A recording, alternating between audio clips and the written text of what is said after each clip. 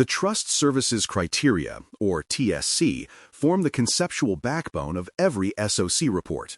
Developed and governed by the American Institute of Certified Public Accountants, they build upon the COSO internal control framework, ensuring that assurance is both structured and standardized. The criteria are divided into common criteria, referred to as the CC series, and category-specific criteria, which expand on security, availability, processing integrity, confidentiality, and privacy. These categories work in tandem with an organization's stated commitments, the promises made to customers about reliability, privacy, and integrity, and the system description that defines how those promises are met. By aligning each control to a TSC requirement, organizations can demonstrate not only technical capability but governance maturity, linking day-to-day operations to principles of accountability and trustworthiness. The security category serves as the foundation for all others. It addresses the organization's ability to protect systems and data from unauthorized access, disclosure, or disruption. Controls span logical access, physical protection, and environmental safeguards, creating a multi-layered defense system. Monitoring, detection, and incident response form the reactive counterpart to preventive measures, ensuring that issues are identified and contained swiftly. Importantly, the security category depends on the CC baseline. It provides the common structural elements that every other category inherits. In practice, security reflects both culture and discipline. It demonstrates that safeguarding systems is not an afterthought, but an operational constant integrated into every workflow and decision. Availability focuses on reliability and uptime, two concepts at the heart of service delivery. It examines whether systems are accessible when promised and whether performance meets agreed service levels. Achieving availability requires deliberate capacity planning, redundant design, and robust backup strategies. Organizations must maintain disaster recovery plans, test them periodically, and monitor service-level indicators, SLIs, that measure uptime and responsiveness. When outages occur, communication becomes a form of control. Transparent, timely updates to customers can mitigate frustration and preserve trust. The availability category reinforces that dependability is not measured by perfection, but by preparedness, responsiveness, and integrity under pressure. Processing integrity ensures that system operations produce reliable and accurate results. It encompasses the correctness, completeness, and timeliness of data processing, from input validation to output reconciliation. Controls focus on preventing unauthorized changes, detecting exceptions, and ensuring that only validated data progresses through workflows. This category often overlaps with change management, as unapproved code or process changes can introduce inaccuracies. For transactional systems, like billing or data analytics, processing integrity becomes critical. Even small deviations can erode confidence. SOC2 treats this as proof that systems do not just function, they function faithfully, consistently transforming input into reliable output. The confidentiality category governs the treatment of sensitive, non-personal information. This includes intellectual property, client trade secrets, or internal business documents that must remain protected. Controls address classification, access restrictions, encryption practices, and retention schedules. Encryption in transit and at rest forms the technical anchor, while contractual safeguards govern how data is shared with third parties.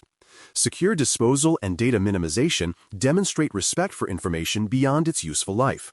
Confidentiality reminds organizations that data security is not only about preventing breaches, it's about responsibly managing all sensitive information entrusted to the system, regardless of its type or owner. Privacy, though often confused with confidentiality, carries distinct obligations centered on personal information. It follows the data lifecycle, beginning at collection and extending through use, sharing, retention, and deletion. The criteria emphasize transparency, informing individuals about what data is collected and why, as well as mechanisms for consent, choice, and the exercise of rights. Privacy also introduces purpose limitation, ensuring data is not repurposed beyond original consent. When privacy incidents occur, the criteria require structured handling and complaint resolution processes. In modern digital ecosystems, privacy represents a moral and regulatory anchor, ensuring that respect for individuals accompanies innovation and business growth. The common criteria, CC, form the shared foundation across all categories, providing structure for governance, risk, and operations. CC1 focuses on governance, emphasizing ethical culture, board oversight, and integrity in leadership. CC2 centers on risk assessment, requiring formal processes to identify and mitigate potential threats to objectives. CC3 addresses human factors, assigning responsibilities, managing workforce onboarding and termination, and embedding accountability. CC4 links organizational commitments, regulations, and contractual obligations to the internal control system. Collectively, these first four CC families define not just what organizations must protect, but how leadership and culture sustain protection over time. The remaining common criteria, CC5 through CC8, carry the framework into operational detail. CC5 focuses on control design, monitoring, and remediation, ensuring that management both implements and reviews controls regularly.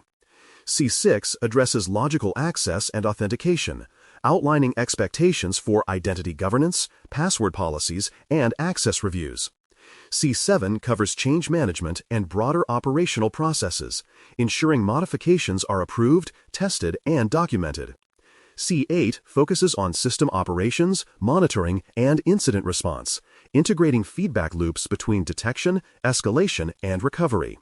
Together, these criteria bring the COSO principles to life in an IT and cloud-centric context, making assurance both auditable and adaptable.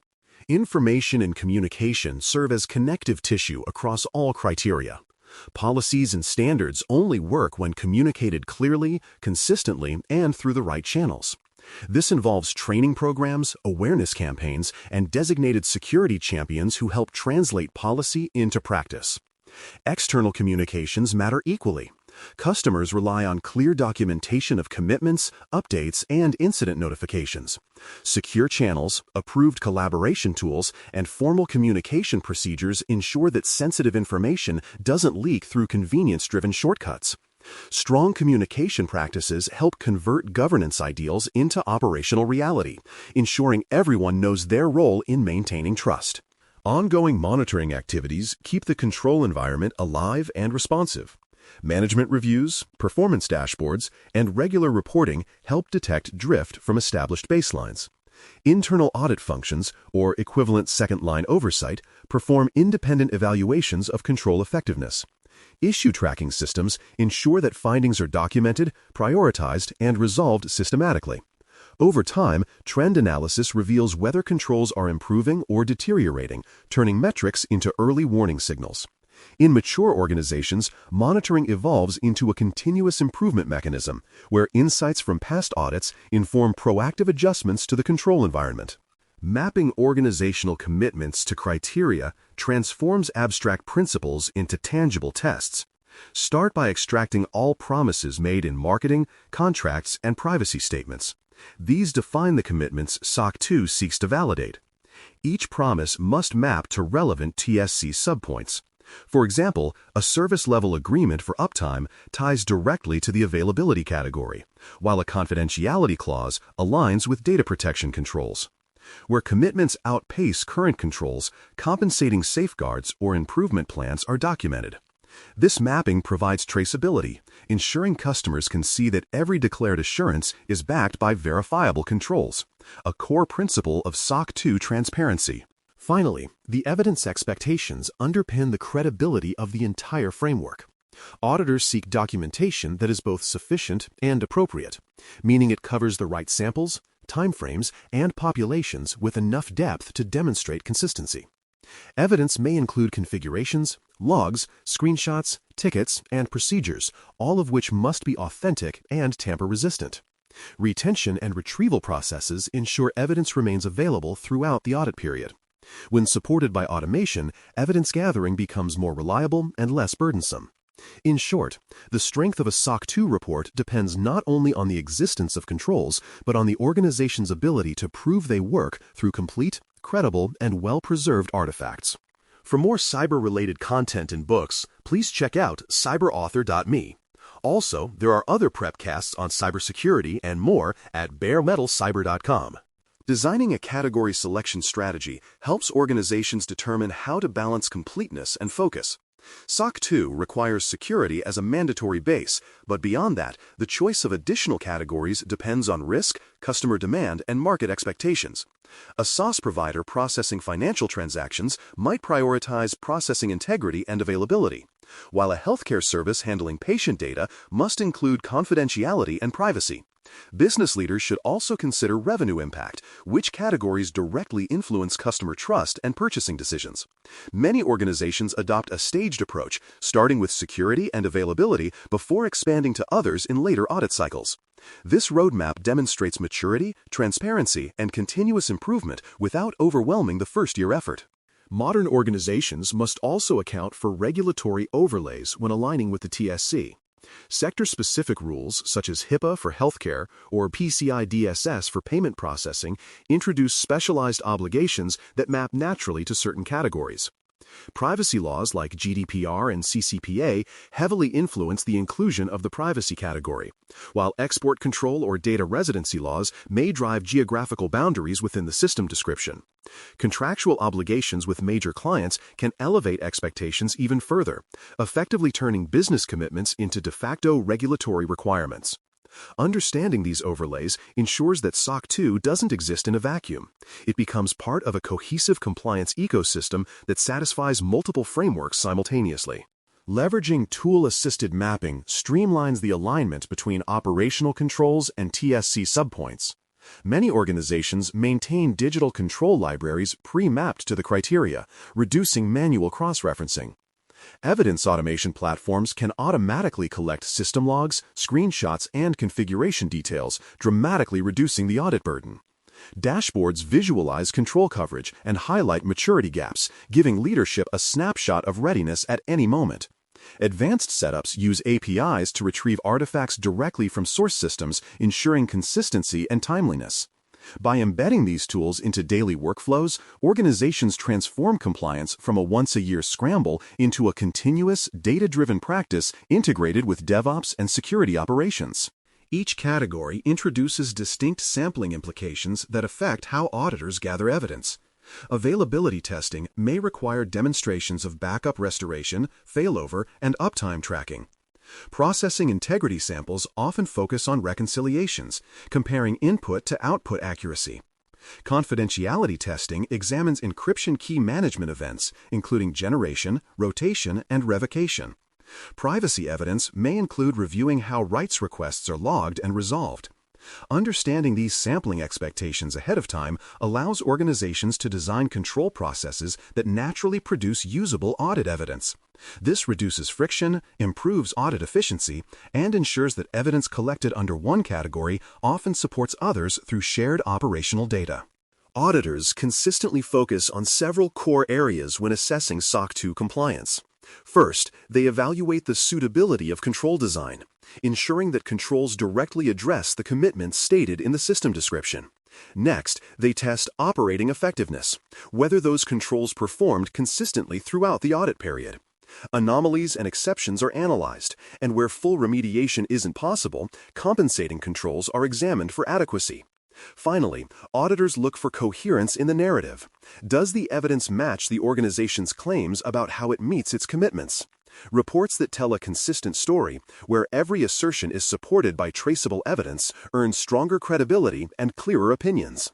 Even mature programs encounter common misalignments that can undermine their SOC 2 reports. Sometimes, organizations include categories that don't truly apply, leading to confusion and wasted effort. In other cases, controls may exist but lack durable, repeatable evidence, leaving auditors unable to verify performance. Some companies publish commitments in marketing or privacy statements that outpace their actual controls, creating reputational and legal risks. Communication gaps, especially with customers, can also dilute the impact of an otherwise strong report. Recognizing and correcting these misalignments early preserves credibility and prevents unnecessary findings. SOC 2 success relies as much on clarity and honesty as on technical rigor. Establishing metrics and indicators provides ongoing visibility into how each category performs in practice. Security metrics may include the number and severity of incidents per quarter, while availability relies on service-level objective (SLO) attainment and error budgets. Processing integrity might track defect rates or the number of rollbacks following failed deployments. Privacy metrics could include the turnaround time for handling individual rights requests or the frequency of complaints. By quantifying control performance, organizations can detect weak signals before they become major issues. These metrics turn SOC 2 from a backward-looking exercise into a forward-looking management tool that informs decisions and strengthens resilience. A compelling SOC 2 report weaves a cohesive assurance story, one that connects controls, criteria, and commitments in a way stakeholders can understand.